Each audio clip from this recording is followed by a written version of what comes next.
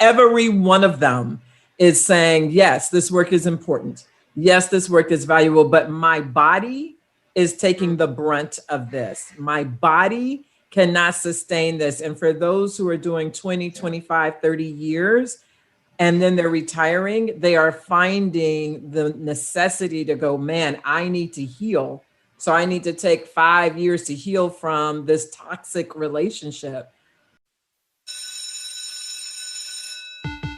School is in, but are you really ready to learn? Open your eyes to a new day in education with The Awakening Educator, a program specifically designed to explore a new, mindful way of educating our youth. Learn about social-emotional learning, new modalities of teaching, and the most relevant topics in education with your hosts, Susan Andrian and Megan Sweet. Susan and Megan will take you inside the issues by looking at them from different points of view, from policies and research to teaching models that are actually used in schools. There's never a dull moment in this classroom. Have any questions you'd like to ask? Maybe you have knowledge you'd like to share, and share your thoughts live on air. Grab a pen and paper and get ready to open your textbooks and minds to a new way of learning on The Awakening Educator. Hi, everyone. Welcome to The Awakening Educator. My name is Megan Sweet. And I'm Susan Andrian. And today we have a really special show. Two doctors are in the house, Dr. Rachelle Rogers-Ard and Dr. Knaus, who will be talking with us about a book that they wrote called Black Educational Leadership: From Silencing to Authenticity. And they'll share about some of their work and about their collaboration together. So welcome you two. Rachelle, do you want to introduce yourself first?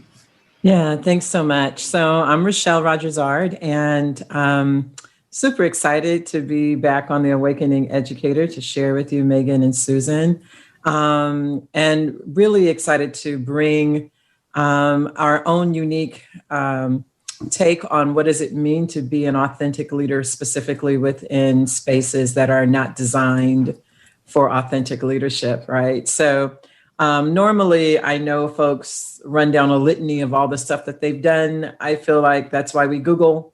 So feel free to Google me and to check out my website with my name.com. But the important thing to know is that my goal and my passion is to grow and develop critical anti-racist leaders within educational spaces, but also in other spaces, but particularly African-American women. And I am Chris Knaus, academic professor person thing. But what all that really means is I'm paid to colonize students within a semblance of, no, you're smart. No, you're smart. No, let me determine for you how smart I think you are with this grade thing that I'm supposed to do. And really how I identify as a critical race theory practitioner. Somebody who, no matter where I move, I try to recognize that racism is everywhere and all the time. And my role as a white dude, as a dude who sometimes identifies as Jewish, is to interrupt ongoing systemic racism and the everyday whackness of many white people and the systems and we essentially infuse whackness across the globe. And more important probably than any of that is I like to cook. I would probably be a bartender / chef if we didn't have racism. But since we have racism, that cooking and bartending will wait for quite some time. Nice to be with you all. How did the two of you meet and start working together? Oh my God, so funny. This morning I was like, I think she's going to ask, how did we meet? So the real story is Chris. I think of Chris as a Lego piece, or more, maybe for those of you who are a certain age, like I am, like a Tinker toy. For those of you who didn't have boys, I had 3 boys. So there were always pieces all over the floor and I was stepping on them. But the important thing is they were connectors, right? They're connecting pieces. And that so you step on. Yeah, I did. Right. And it's important to understand that many times they were underfoot. But for you, it's true about connectors sometimes, actually. Sometimes connectors are underfoot. And Chris was underfoot and saw a great grant opportunity at that time. He was at Cal State East Bay. I was at Oakland managing Teach Tomorrow in Oakland and had the great fortune of being in alignment with Dr. Kitty Epstein, who at that time was Ronald Dellum's education advisor. And so I believe, Chris, correct me if I'm wrong, you reached out to Kitty, right? That's right. And then Kitty was like, I don't know who this person is. So I need folks to come vet, like, you know, how many people call and say, let's make money together, right? We didn't know who he was from Adam. So I think she said who this white boy is, but I can't quote that because I don't know if she said that. I'm thinking she said that based upon we know who she is, but I'm not going to say that was a direct quote.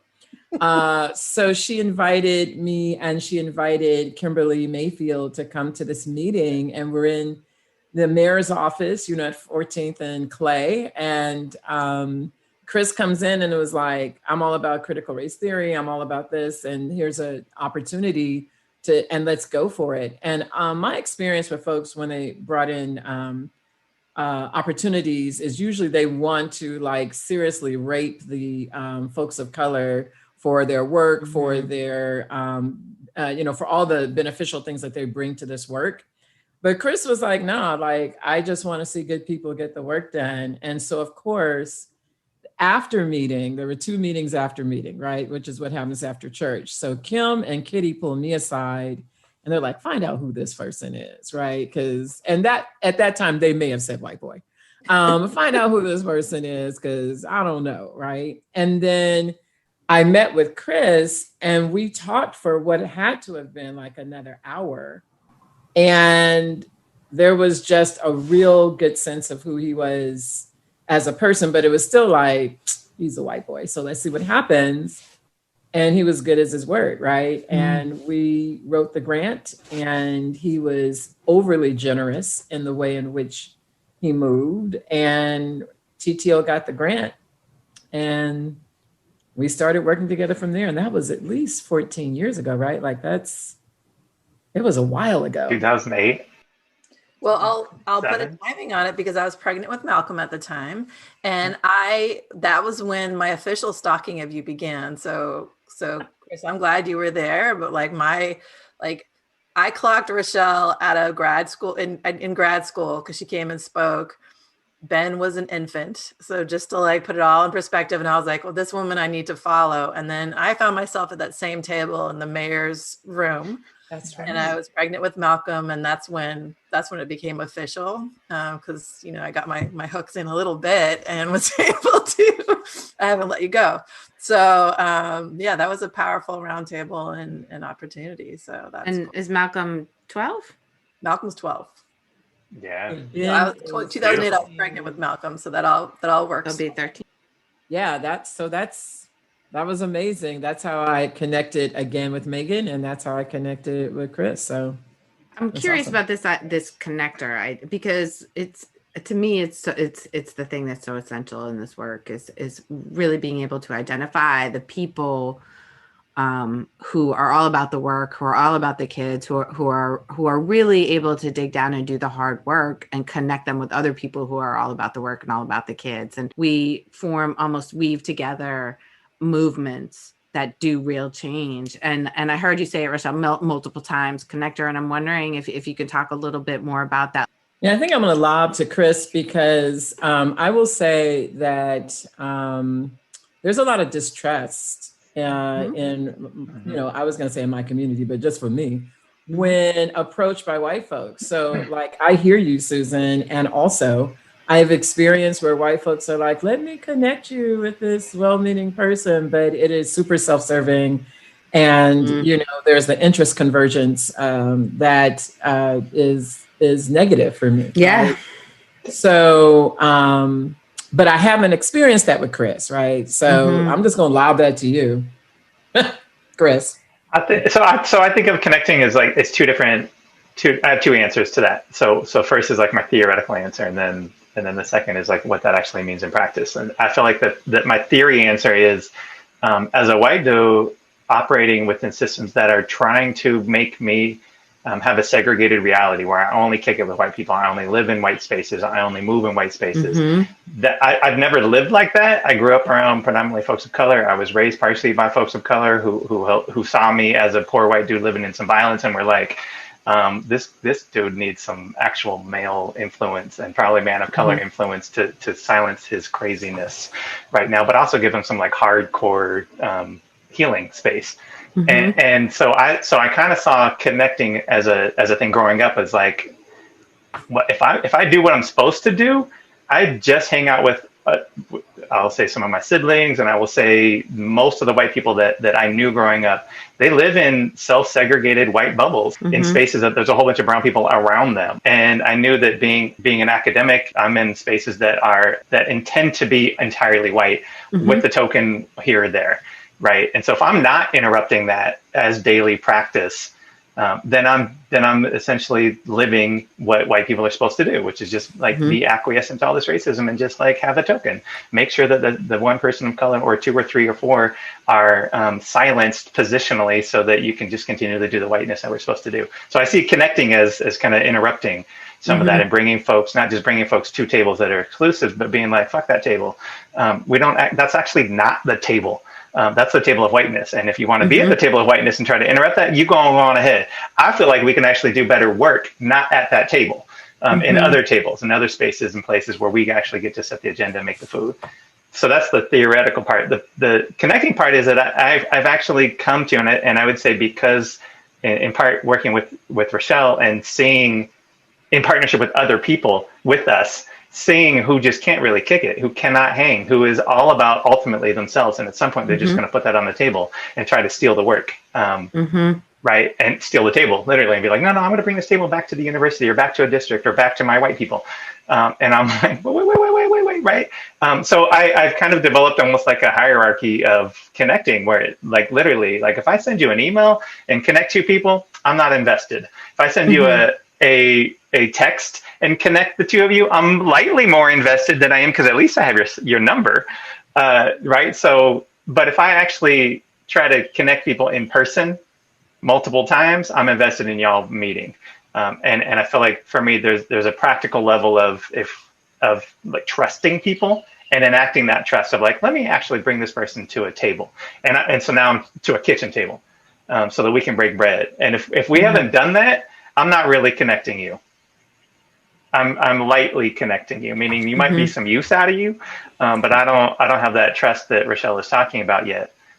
Or I know that I have trust, meaning I trust that you're going to be shady at some point and try to take this and get your own affirmation out of whatever collaborative work. And if you're there for affirmation, then I'm like, this is not a connecting moment. You already have institutional power to colonize ideas, practices, a bunch of folks of color. Why would I help with that? Even if you're a person of color, why would I help with that? Such a great point. I mean, I think I wrote down trustworthiness while Rachelle was talking, and you've named trust, and I think trust has come up a lot because I think trust is the key element and of so much of this work and of actually transforming it.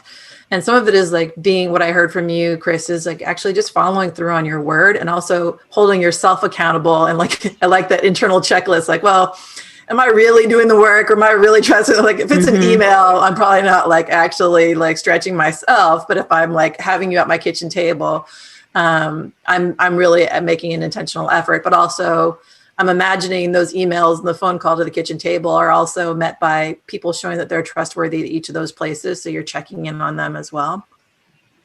And then the consistency and the follow through. So I love what you named Rachelle around like, okay, he said he was going to give us money. I had a phone conversation with him. Let's see what's up. And then you actually followed through on what you said, which I think the heartbreak of so much of this work, especially for those of us who are really intentional and wanting to be about disrupting systems, is that there are so many people that aren't actually generally like trustworthy, that's painful all around. And I often say it requires an intentional effort to work against our own best interests, to be trustworthy enough to break down the systems that are supporting white supremacy, right? So as white people, we have to make an active choice to work against our own best interests. And that's, and it actually isn't like, really, it's our own best interest for everybody to be equal and have equal access. But like, it takes a mental shift to be like, oh, that's what's true. So I think initially it's that like, okay, I'm gonna step aside and step back and make space or bring people forward and figuring out how to use our privilege in a way that actually is trustworthy, that is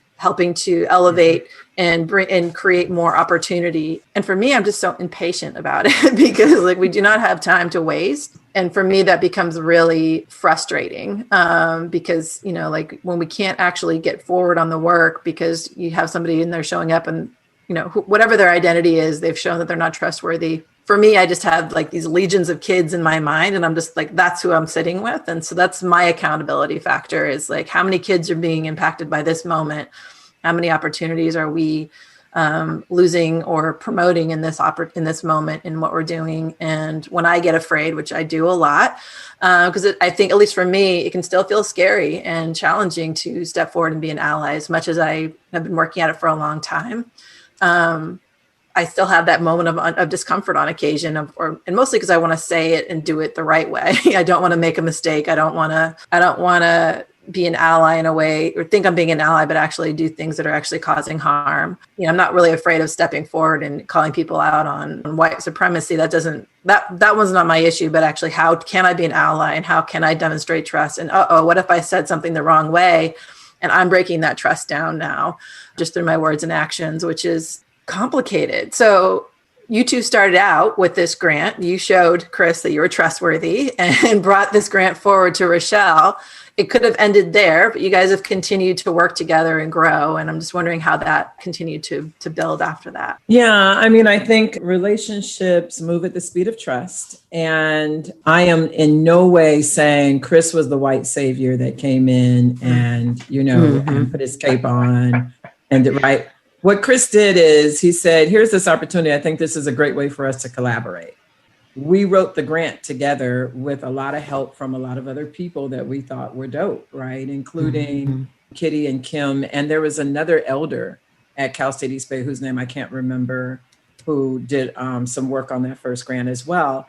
And so when I say he's a connector, it's not just his connection to me, but he'll pull people in and say, let's work on this together, right? That was the first grant. When it was awarded, Chris was like, we need to have some other people at the table, right? And so he was like, let's have this person or let's, and so over time, we started to craft a group of individuals.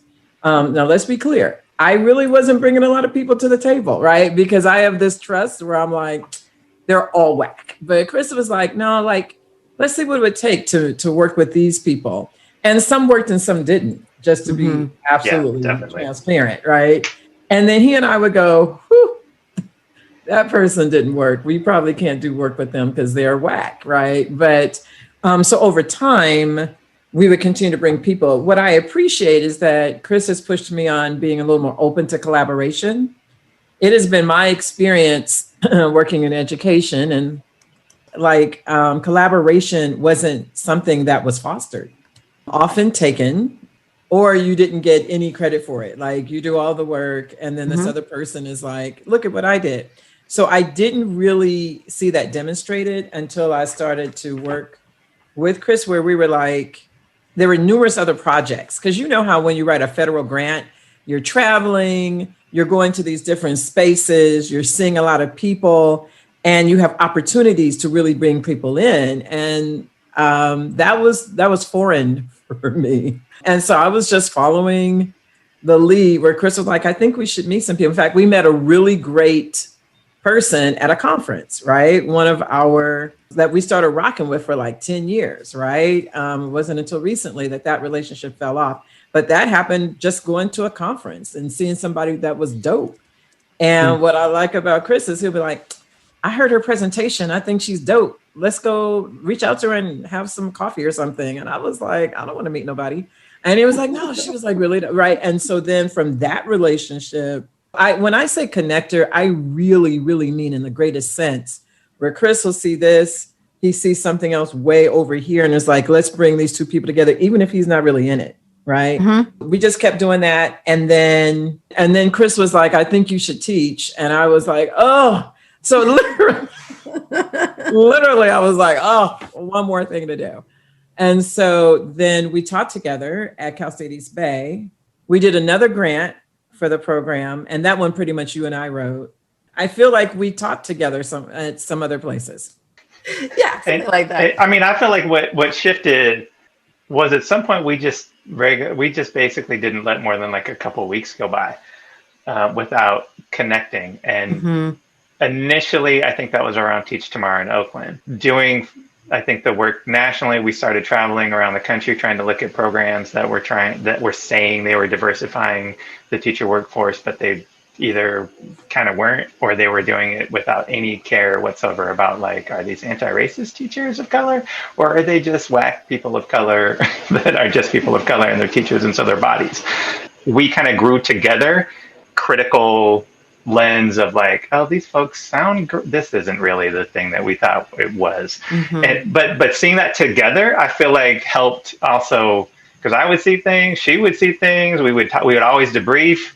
And that debriefing, I think, continued as to be like, well, what does the field need? What do we want to be doing collectively? And how can we shift the way that this country talks about diversifying teacher workforce, for example, without remotely talking about racism? Well, I love what you're saying. We were both saying there, which is that it's the power of the conversation. So there's an initial door maybe that gets opened with a demonstration of trust on both sides. And then there's a series of shared experiences and opportunities to collaborate where you continue to deepen and develop that. And I love that notion of, which we don't get to do a lot these days anymore, but of maybe even just the forced nature of traveling together allowed you to debrief in some ways that maybe you wouldn't have if you hadn't traveled together. But over that time, and I feel like we've named that Chris is a connector, but Rachelle, what I would say that one of the things that you offer is that powerful conversation and intentional listening voice.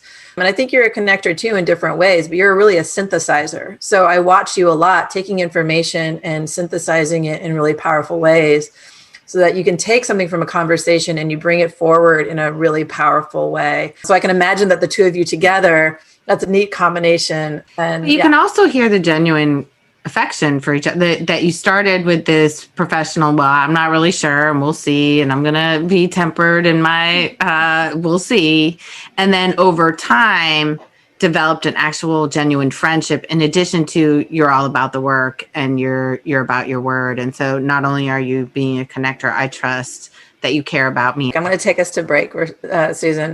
We come back from break. It would be great to hear about how you all came about creating the book.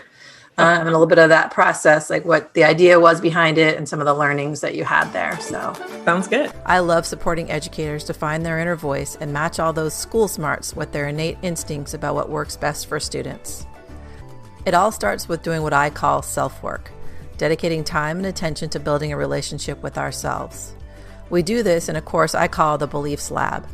By the end of this course, you'll understand why self-care is essential for being an effective educator, and you'll have strategies you can use right now. You will also get a handle on some of those beliefs that are helping you and those that are getting in the way. The next step is doing the schoolwork, leading classroom and school change.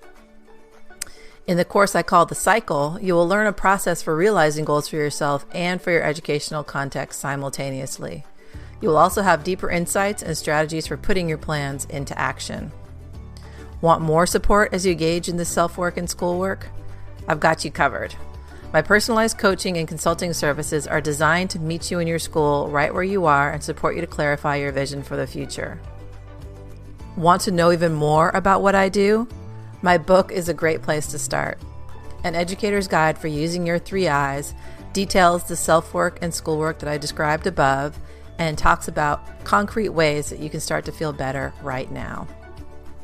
If you want to learn more about how to work with me in the courses I just described, please come to my website, www.your3eyes.com. That's YOUR, the number 3, EYES.com.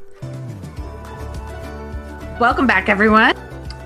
Yeah, so you both wrote a book, which we mentioned at the top of the hour, Black Educational Leadership. And so I'm wondering how that book came about, and maybe you could share some stories, that feel really salient from that book. I got to go to the book launch, and it was just really powerful for me to see the relationships this expansion of trust and the power of synthesizing information and how that translated into the way that the subjects of your book feel empowered and own their stories in a really profound way. But yeah, just wondering how that got started. Chris is super heavily published, Mm. and just There's too much affirmation happening right now. I'm Stop just this nonsense. saying, like, he's just all about being published. And I remember saying several years ago, I was like, Chris, man, I just really want to get published. He was like, well, the way to start that is to start with an article. And then let's do an article. And I was like, well, it can't be that easy. And it wasn't, but we did an article, 4 of us. And then we did 2 more articles together. And then he was like, now you need to do a chapter in a book. And I was like, oh, so, and so he connected me to an editor, and I did a chapter, and then I did another chapter, and he was like, it's really time for our book. So what's been happening is, at the root of it, I think both Chris and I, and correct me if you think this is overstating or oversimplifying, Chris. Oh, you know I will. Okay, good.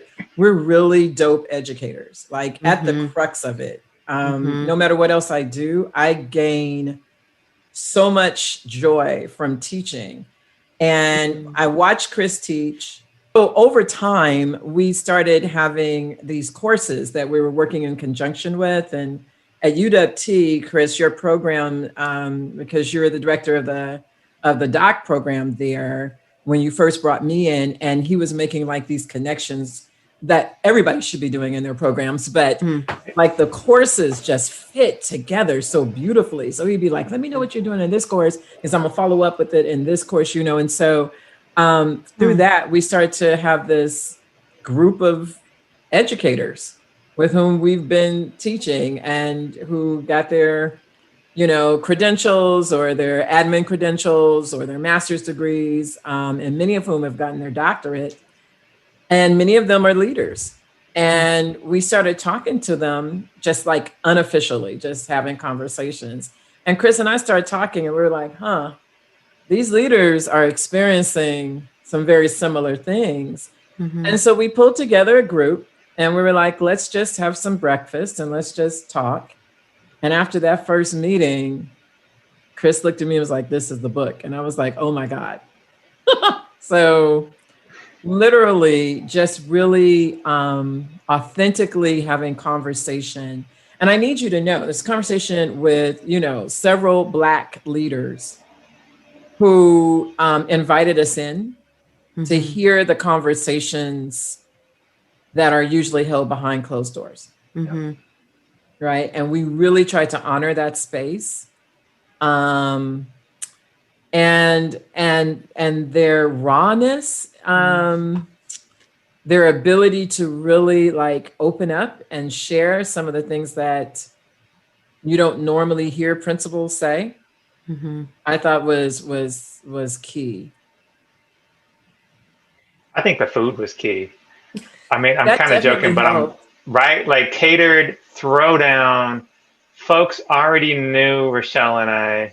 Everybody already knew one of us, but I think almost everybody knew both of us at some point. So there was already a deep level of trust. But like you come in, and it's this like healing, soothing space of all Black folk and this random white dude that you already know.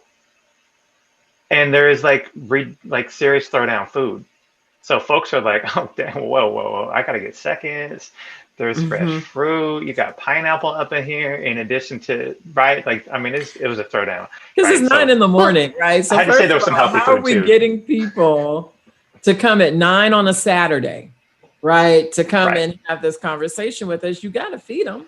And you feel that when there's good food and there's a space that's comfortable and caring and welcoming, people feel valued. Right. And when you feel valued, you feel safe. And when you feel safe, you're able to talk about what's happening for you. And if you don't have that experience of 1, I feel valued, 2, I feel safe, then you're not going to be able to get to the untangly ways in which folks have experienced so much harm in our education system, particularly leaders of color, particularly Black principals. And I look at our district right now and the district we're in, and I see the principals that have left, and how heartbreaking that is for those of us that are still there to see that our babies don't have the leaders that to in their schools and in their communities that wanted to be there, that were passionate, that were willing to fight, that were willing to be a part of it. They've been pushed out, Yeah. or they've been silenced. Or they've been silenced. That's right. Right. I think That's right.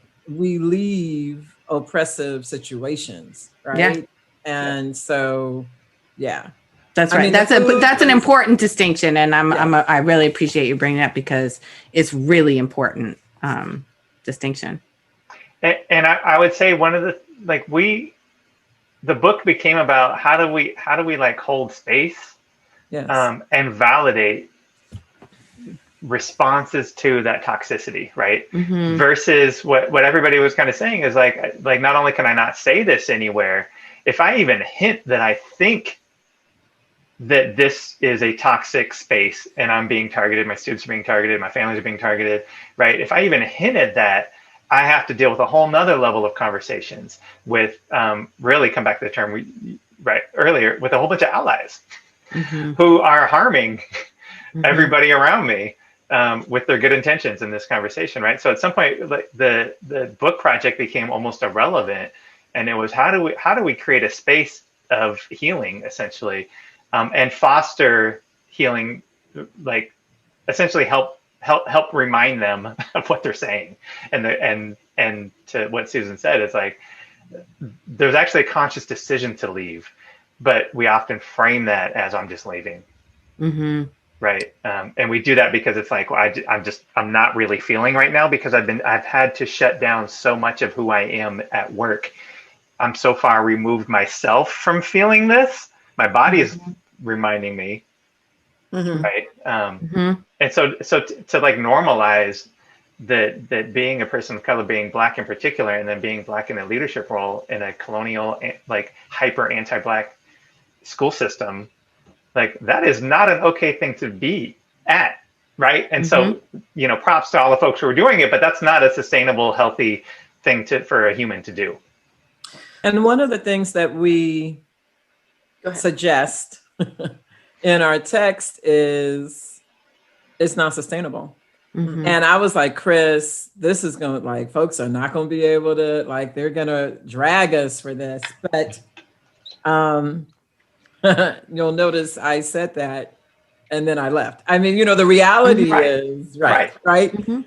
So not sustainable. And it's May, so I'm sitting on several dissertation committees right now, all African-American women who are all getting their doctorates. And every one of them is saying, yes, this work is important. Yes, this work is valuable, but my body is taking the brunt of this. My body cannot sustain this. And for those who are doing 20, 25, 30 years, and then they're retiring, they are finding the necessity to go, man, I need to heal.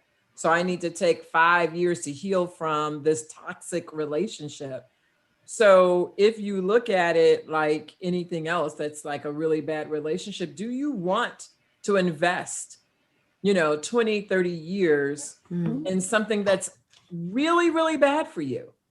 And then Megan, I hear you. It's like, but we've got all these students, right? And so what do we do? So we recommend understanding that you're going into a toxic environment, creating some structures and strategies, but knowing that you cannot stay because the price is too high. And this is not what we teach anybody. So just, I understand that this is going against everything that we've ever taught, right? But the reality is specifically for Black women, because there's a huge toll, right? The intersectionality of gender and race cannot be underscored at this piece, right? So Black men while they experience similar things, they also get to experience leadership in a very different way, specifically if you're tall, I just name it, right? Yeah. What we think of as leaders, right? Much, much, much differently than Black women, right? And then for Black women who are queer, for Black women who have different other intersectionalities, like it just keeps going down the chart and the ways in which your body takes on the brunt of the oppression of the system. And we don't talk about it as Black women. We don't share. And we keep going, girl, just go let that girl, just, and we must shift that. So for me, to your point, Chris, the book was great. And the book is great. Let me just say that's a great book. But also it underscored for me the necessity of healing spaces, and then made it okay for me. The writing of the book made it okay for me to think what else could be possible. Because I think I said to you, Megan, I had planned to live and die in Oakland. Mhm. That was definitely, I was like, I'm going to die here. It's okay. Not okay. I think that's such a power. I mean, to kind of circle back to some of the pieces that you've named, and maybe we'll start with the idea of food, but and then end of conversation. But it is actually giving educators, especially let's say Black women educators in particular, permission to take care of themselves is really important. I think it's an educator problem in general. Mm-hmm.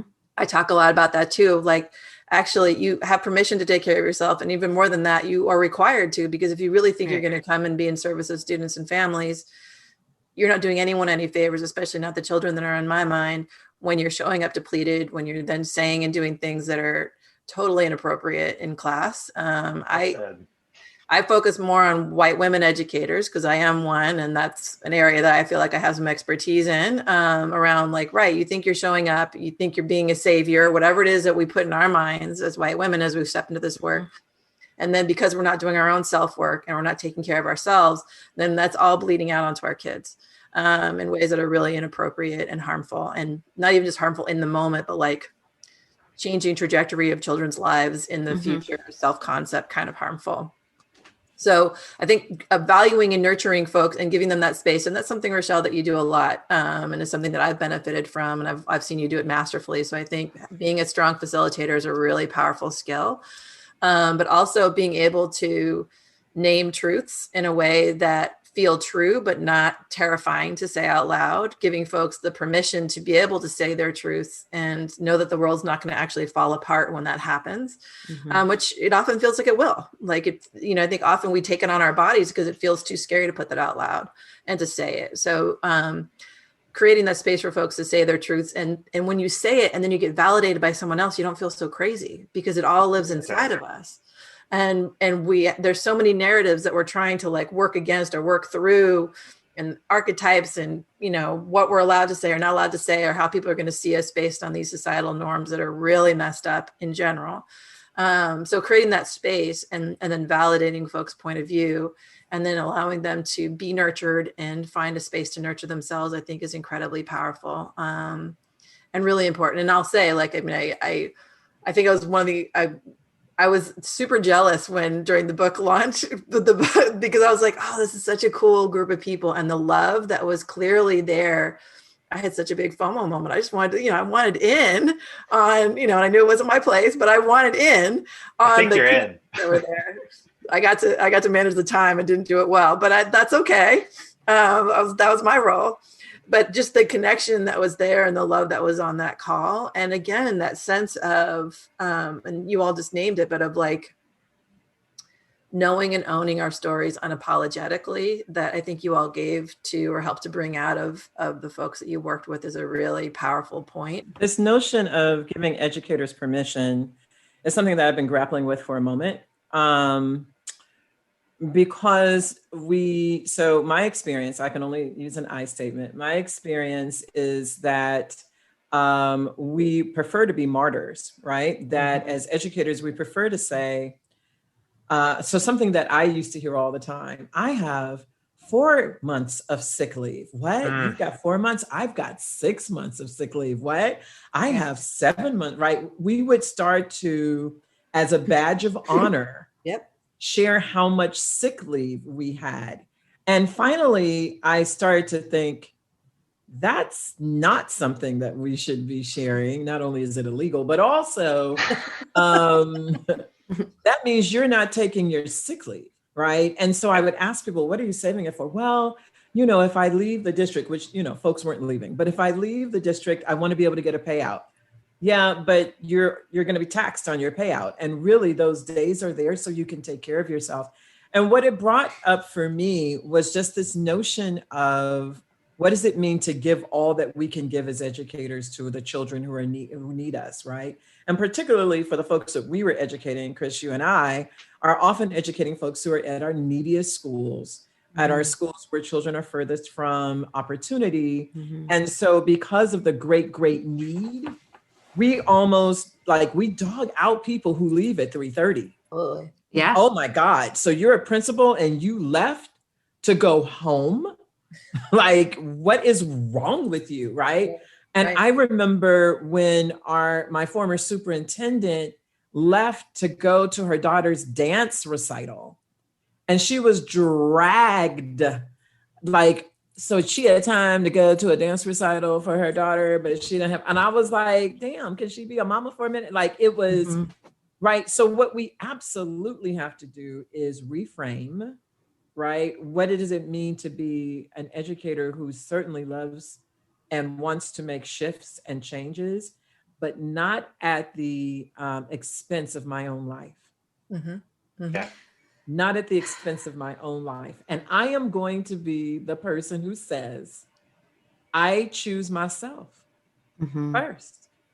And because this is not something that we do as Black women, right? There is a history of Black women of choosing everything else in our community, of being the backbone, being that strong Black sister, right? And then, but, Black women's community is littered with the bodies of strong Black sisters, right? That's And right. so because of that double-edged sword that we are often seen as needing to do that in our community, as well as educators, there's rarely an opportunity where Black women get together and go, sis, I'm gonna choose me. Like, I'm gonna take this 2 weeks because I need it.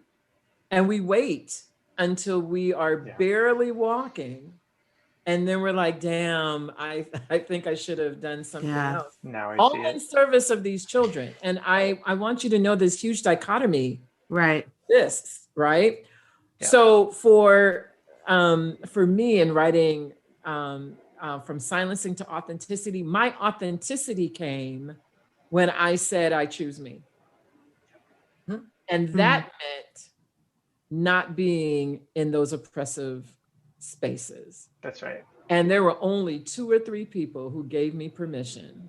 And both two of the 3 are on this call. Because the other people that I talked to were like, oh, clutch pearls, or this, you're selling out. Or you remember that, Chris? I was in tears. Oh, I can't believe they said I was selling out. Chris was like, fuck them. So, there was a lot of, that.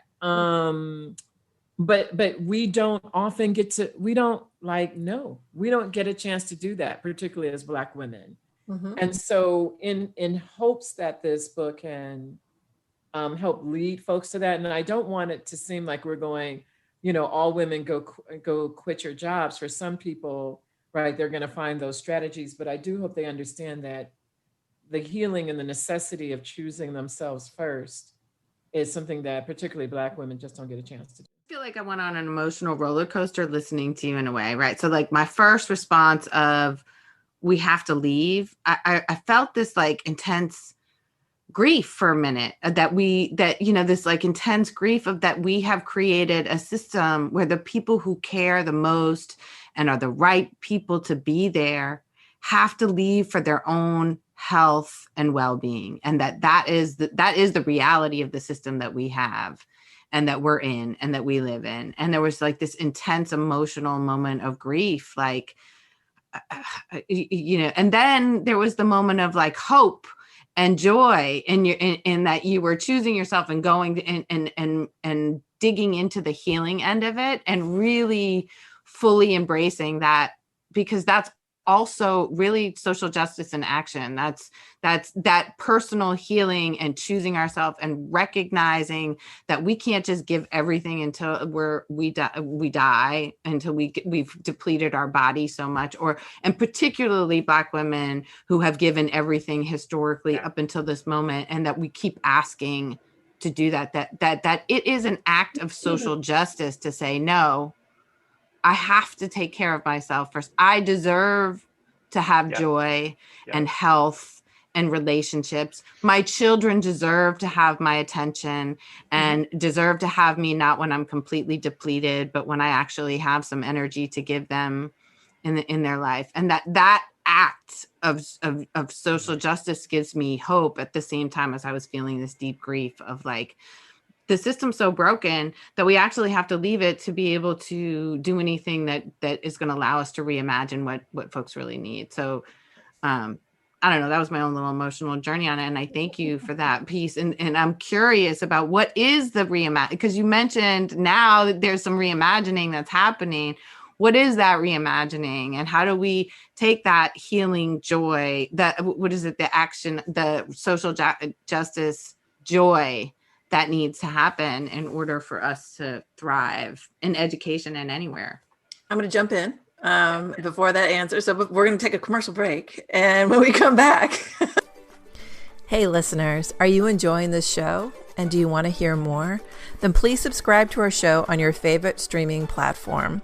Like this show and tell others about us. We've been busy recording a ton of terrific shows that will be rolling out over the rest of this year. So we would love to be able to have you be a regular member of our community. Thank you so much and have a great, great day. And we're back. Thanks everyone for coming back. And when we left, Susan asked the really compelling question of what now? So I would love to hear that. Can I just real quick, because I feel like there's an important piece to link the conversation, and it's not that our book is the first one to say this, right? So there's a history of Black women in the United States, but I will say globally, that have been saying, look, y'all, we are carrying you. And Audre Lorde saying specifically, like, it is an act of social justice to take care of yourself if you're a Black woman in particular, right? And people hearing that, citing it, and keeping it moving. And I feel like that's right, especially now with the, like, I can follow the nap ministry on Twitter. I can retweet that I should go take a nap, and then I just move on to the next thing, right? There's such an immediate, like, and I feel like part of that like dismissal is a denial of that Black women really do die younger.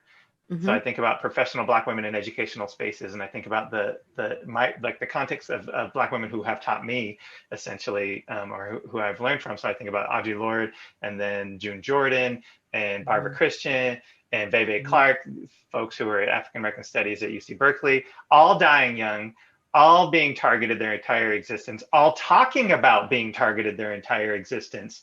And at some point, like, it's not just like validating people taking care of themselves. It's actually kind of being like, no, fam, you are not taking care of yourself, right? And interrupting the toxicity versus the, like, I mean, Rachelle naming the like badge of pride of not taking time off, but also being like, if you're mentoring folks, if you're in a supervisory role, if you're gonna like retweet hashtag Black Lives Matter, but not talk to the Black woman that you are formally responsible to professionally. That's right. I'm like, at some point we actually have to interrupt on a day-to-day basis of like, no, fam, come on, you are not taking care of yourself. Because what happens when we don't is not just that Black women die young, but in the process, continually refoster that toxicity, right? Appreciate you naming that. Because you're not in a place to do anything, because you're like, I'm tripping. So I feel, I mean, it's survival, but but Tina loves, we want to do more than survive. More than survive means interrupting the things that cause people to die, right? The things that interrupting the killing of Black women. I would argue that the normalization of Black women carrying everybody as a professional thing kills Black women. If we don't interrupt that, we're contributing to anti-Blackness and Black death by essentially being like, no, just work a little harder, sister. You can get yours if you just work a little harder. And to validate that this is not at all just unique to the education space. So as you were talking, and as we were talking about, my mind is on Stacey Abrams, right? And on what happened in Georgia. And so we're hung all of our hopes, literally as a country, on one Black woman responding to just the utter, I don't even have like the right words, but I mean, having an election stolen from her, we can just name that, and responding with like, okay, let's go there, but put all of our hopes on her ability to transform a system that is mired in deep racism and intentionally making efforts, even now, as we know, to undermine the work that she did. And so I just want to name like that, education, it happens here, and it's not unique to us as a country and as a world, but like as a country, we've done this in many different other professions as well. And I think it probably, I'm going to guess, makes it even harder in education spaces where there's additional pressure to be the martyr, to then just kind of divest oneself of that narrative. This is the lived experience for Black women in every aspect. And when I look at the ways in which, when I was speaking about those dissertation committees on which I'm sitting, as they are interviewing other Black women, what I continually hear is, oh, they've been leading since childhood. And that's consistent with my own research, where we start in my community asking Black women to be leaders of the house. They're taking care of younger siblings. They are getting jobs younger. I have several Black female friends who are like, well, I started working when I was 12, right? Like there is a consistent lived experience that says you need to stand up and take care of your community because, racism, oppression, the absence of Black men as a result of racism, oppression, and basically this notion of you have to handle it. You have to handle it. I'm doing some journal writing now. It's not yet a book, Chris, but I'm doing some journal writing now about my own leadership journey, which started super duper young. And the way in which I have consistently felt like everything is on me. So even when I managed a team, even when I had folks reporting to me, right? It was like, I better make sure that I'm checking in on this, and not from a micromanaging situation, but from a like, I need to prove that I'm down. So even though my staff should have all these things handled, I'm just gonna come in 2 hours early for your event that you're doing so that I can prove that I'm not too good to walk it, right? Just all of this stuff, like all of these mental messages. What I want to make sure that, like, I appreciate your clarification, Chris. Like, we are by far, Black feminist thought has been talking about the ways in which we respond for years and years and years and years. And because I love Bell Hooks, I'm sure Bell Hooks is like, you're just repeating everything I've ever said. But there is something about these principles. Yeah. There is something that is common to these principles. And even if we disaggregate the data from what the male principals experience, the female principals all experience the same sense of, I am giving my all. And what happens is, not unlike the Obama effect, we have 2 or 3 really great exemplars, right, of older Black women who've stayed in it, created their kingdom and their fiefdoms, and it's all good. And the districts leave them alone. And they're doing great things for students. And so we see those examples, but we don't acknowledge that they are not the consistent rule, right? They are an exemplar, but not the way that this normally happens for folks. Much more readily, you are silenced, you are pushed out, you're asked to take a cut in salary to do less. To do more that you're doing, but we're going to pay you less. Can you take this position, report to someone who doesn't have, 3 of the 4 degrees that you have, but, support them like consistently.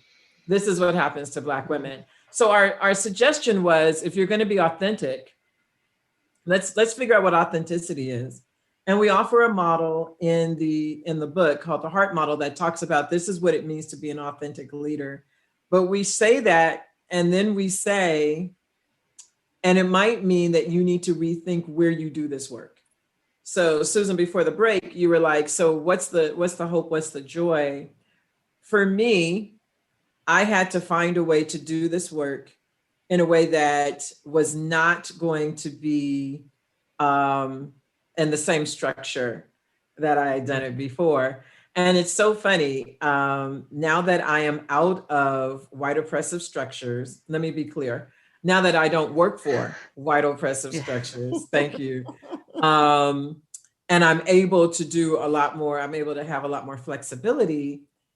I've received 4 job notices, right? For these mainly white, like super, super duper duper white areas where like, you know what, you would be dope.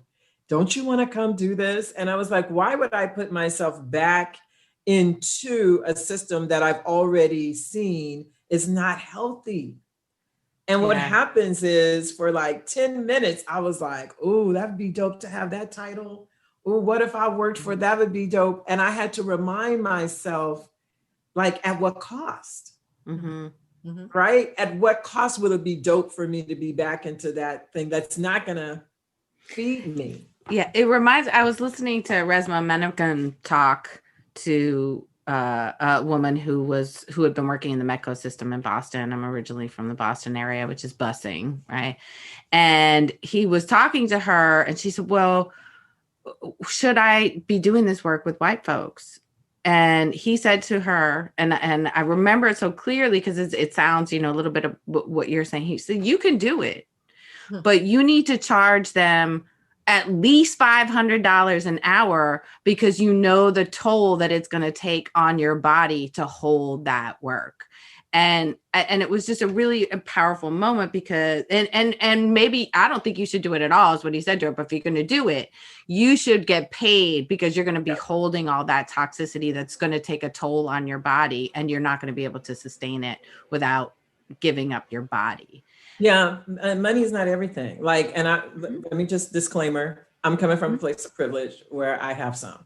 So I get it when I say that, right? So if I was on the climb and I was 25, 30, then that might be a different thing. But at my advanced age of over 50, I have finally realized that, I play dominoes, and in dominoes, we'd be like, all money, not good money. And for me, I have to be able to both get paid, but also do work in the ways that it is lifting me up and feeding me with the people who understand this work, because I am not willing to take myself through that so that I can be like, oh, look at this check. And I know that that's not popular. I get that. But I want to work with folks of color, and I want to work with people who understand folks of color and are creating systems for folks of color. And I'm tired of working for people who don't get it. And I'm tired of forcing my way into people who don't get it. Like, I'm tired of that. So I think it's interesting because 20 years ago, I've been like, yes, that is exactly what we need to be doing. And I'm going to create these coalitions and I'm going to go in and do that. But I did that. And then the system moved to self-correct. Well, I'm hoping we get to a place where the values flip and that the wellness and thriving become more than the and I'm coming from a place of privilege as well. But I think that point that you're bringing up, that we deplete that folks are being asked to deplete themselves for whatever it is, for the mission, for the money, for whatever, and that we should be recognized. Nothing is worth depleting your whole wellness. Well, Derek Bell talks about the permanence of racism. And because I'm a Derek Bell follower, I don't know if I'm going to see that place in my lifetime. My hope is that I'm planting seeds that then will be reaped in the next 2 to 3 generations. We haven't changed the infrastructures of capitalism or schools that specifically, right? So until our connection to schools and capitalism is broken, schools still teach us to value money and value ways of getting money, accumulating money that exploit people of color, specifically Black folk, right? So until we change that, and I don't see, to Derek Bell's, right, the permanence of racism, not only do I not see that, that's not really the conversation we're having nationally or globally. So I feel like we're, I don't know, I'm not certain this is, we're definitely not going to end on this. I'm not certain that this earth can last long enough for us to figure out how to not keep taking shit from each other. Yeah. I think that's true. And it's, as somebody who, also, I was at I have to acquire things, and I'm a single mom, and I'm definitely not trying to, I have a lot of privilege too, but I got to this point where I was like, I think I'm going to die. Literally, I think I'm going to die just about 4 months ago. if I keep doing this, I'm going to die. And so you're talking to an unemployed person who has, working for free right now.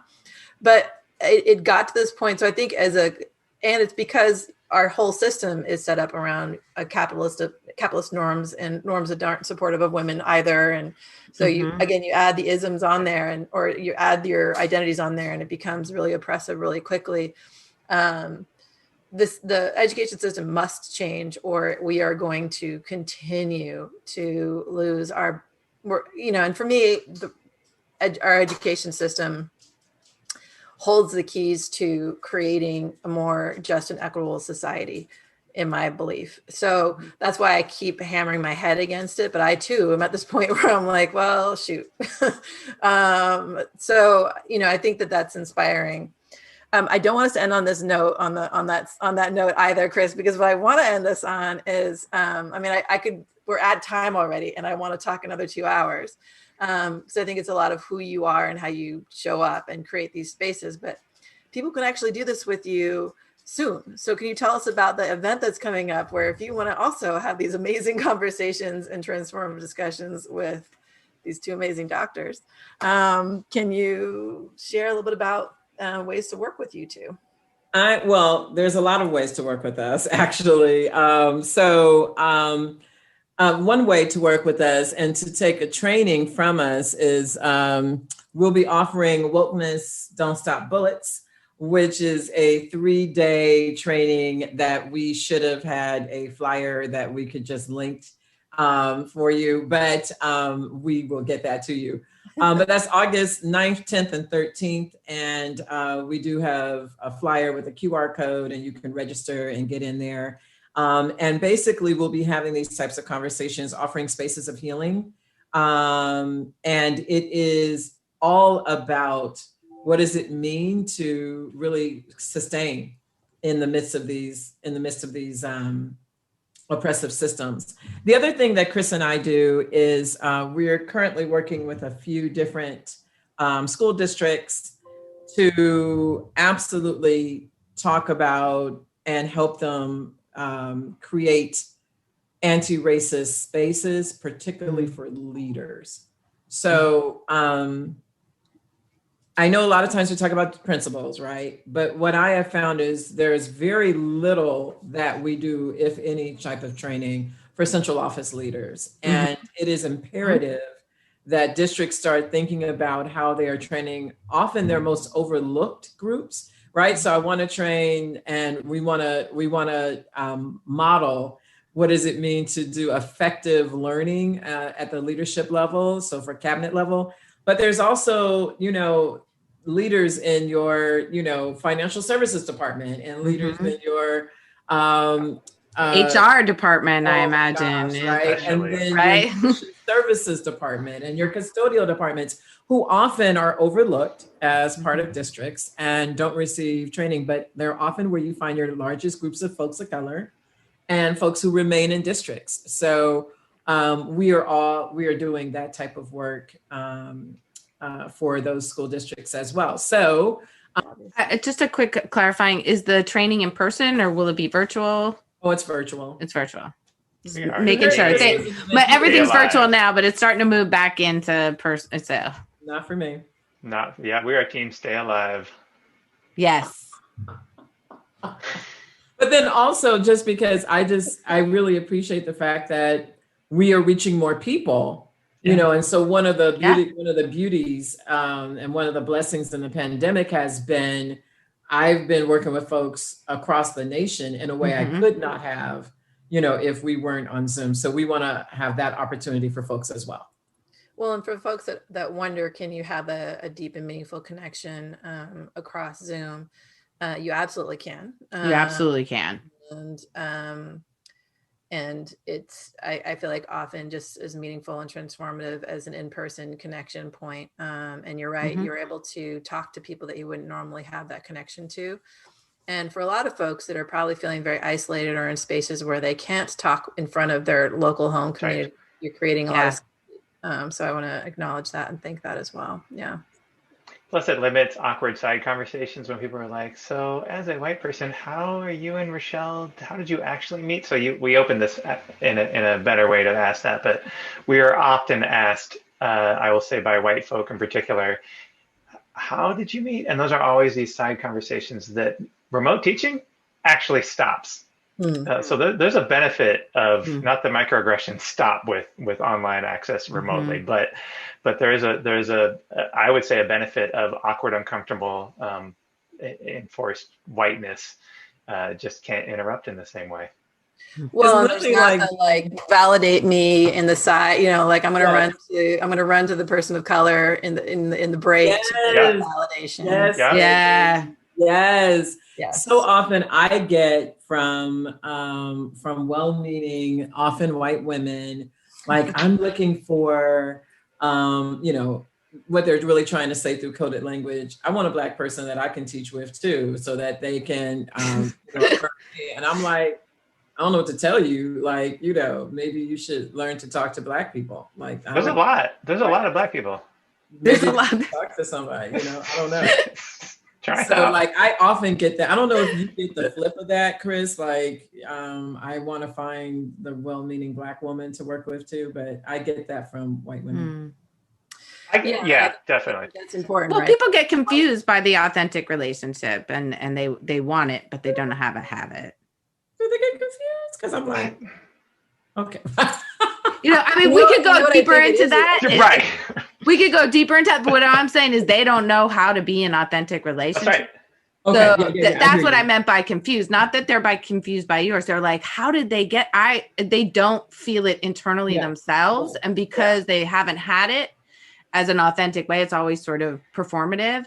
That they're confused by their own internal experience around it, and that's what I mean by confused. Gotcha. I like to say white people, and this is not only white people, but it's predominantly white people, like 99%. Right, like white folk segregate themselves, I'll say, because I don't really do this, but white folks segregate themselves away from people of color, and they're like, I don't know how to reach out to people of color. It's like, you chose to live in a neighborhood that explicitly excluded. Your definition of schools is best, meaning not a lot of people of color, or teachers of color, right? It's like your whole life is getting rid of people of color. You can't then be like, how do I befriend a person of color? It's like that, you can't have both. Well, and you're white supremacy or not. Then you're going to be responsible for helping me come out of my white supremacist points of view, and you're going to be my teacher. $500 an hour. That's what I heard. Right. So $500 an hour. Even then, that's right. Even then, not worth it. Not worth it. So we're over time. Keep going. So I'm glad you're stopping. We could keep going because this is clearly like, I want to end on that appreciation because you've left us with a lot to think about, to process, to feel. And that's what we want. We need to get to a place where we can process and feel and grow. Super glad. I love being here. This is great. This is what Chris and I do. So feel free to reach out and let us know how we can support. Yeah, please. Thank you all. Such a joy to talk with both of you. And I imagine folks are going to be clamoring to spend time with you. I want to, if I wasn't unemployed, I'd be signed up myself. But, single mom. So I'll wait till the next time. But I think it's incredible what you're offering. And again, just a safe nurturing, but also a space that holds people accountable. And I think I don't want to miss that point either. It's not just kumbaya and holding hands and talking about things, but it's actually talking about action and holding ourselves accountable for our own well-being, but also for how we're impacting others. And I know you both bring that as well. I feel like that came through, but I want to name that this isn't all, it requires action. And I love what you said, Chris, that it requires, for us white folks, it requires action every day and making choices every day to be different, do different, and act in anti-racist ways and call folks out. That's how we can show up and be in this work. And so I just want to appreciate that as well. Chris, you have any last words? You're the last one. Right. All hugs and affirmations to Rachelle. This, like, my connection into Megan and Susan, you both are awesome and rad. If I can use the word rad, 1980s coming back. And I appreciate this conversation. And Rachelle, you keep me going. You keep me on the days that I'm like, fuck this, I am done. You're like, really though? Are we? Right. So I just appreciate who and how you are in this work and how we continue to lift and climb together. Oh my God, that was amazing. I needed that on a Friday. Thank you so much. Class is dismissed. Wasn't that fun? Susan and Megan are always happy to greet you on the next episode of The Awakening Educator. Connect with us on Facebook, Instagram, YouTube. Education is the foundation for a brighter future. Open your eyes to The Awakening Educator